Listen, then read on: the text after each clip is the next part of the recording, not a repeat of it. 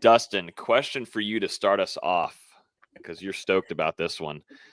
Which position group needs the most attention going into the spring for Florida State? We're going to see a lot of competition. There is a ton of newcomers, a really young team as well. So we're going to see some new faces and names out there on the field when Florida State hits the practice fields in the spring.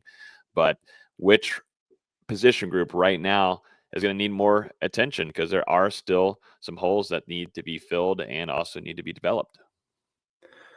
Yeah, I think right now I'm stuck between defensive line and I'll keep it, instead of defensive tackle, defensive end, just defensive line as a whole, and then also linebacker.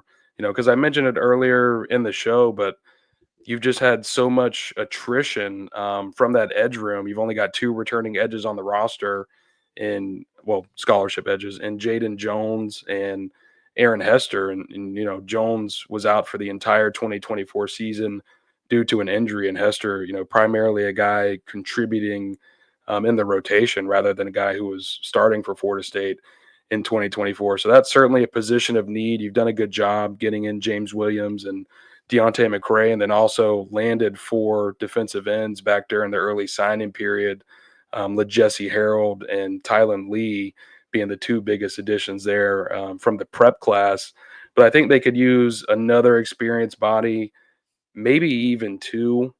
With Daryl Jackson coming back and Florida State adding Kevin Wynn as well, and still having some guys, like Daniel Lyons and KJ Sampson in the fold. I don't think the interior is as big of a need as the outside.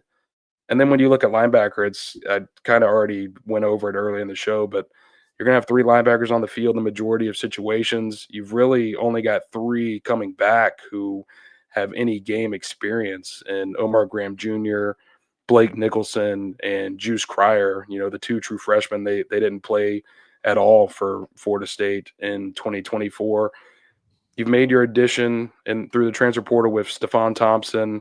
We'll see if they're able to close here on one of those other 2 transfers that they had on campus this week. But Florida State, they also only signed 1 prep prospect and 3-star Ethan Pritchard. So there's certainly a need when you think about how often that position is going to be utilized in 2025.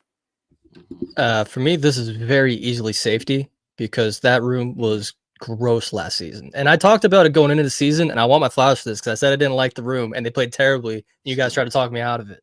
I didn't like the room heading into the season, and they played terribly.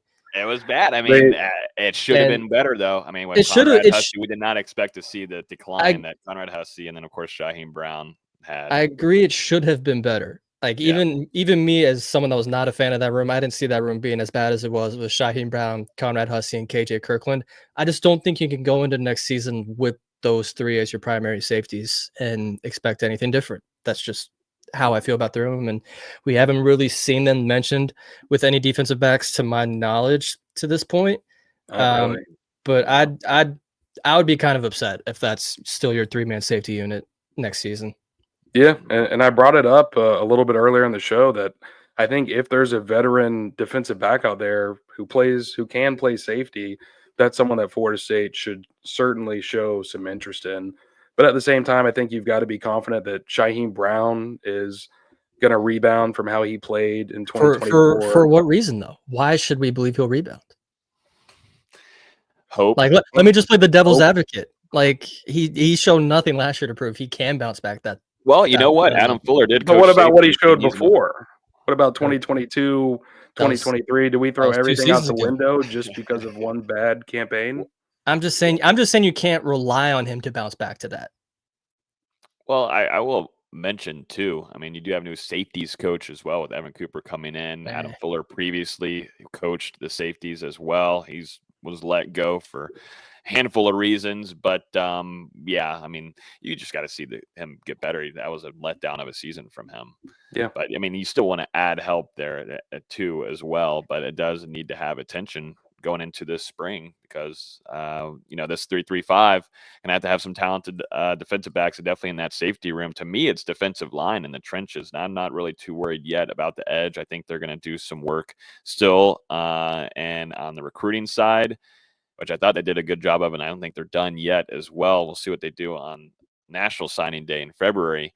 but just I feel uncomfortable after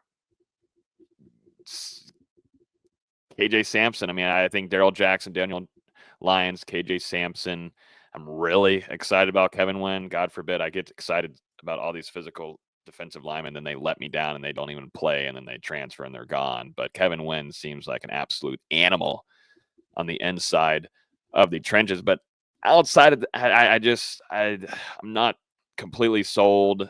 And still, I got to see growth from Daryl Jackson as well. You know, he had some growth there at the end of the season, but you got to hope that Terrence Knight can get those guys going there and to see some development. And I think Knight has the chance to do that, but I would like to see some more attention being held towards the inside of those trenches.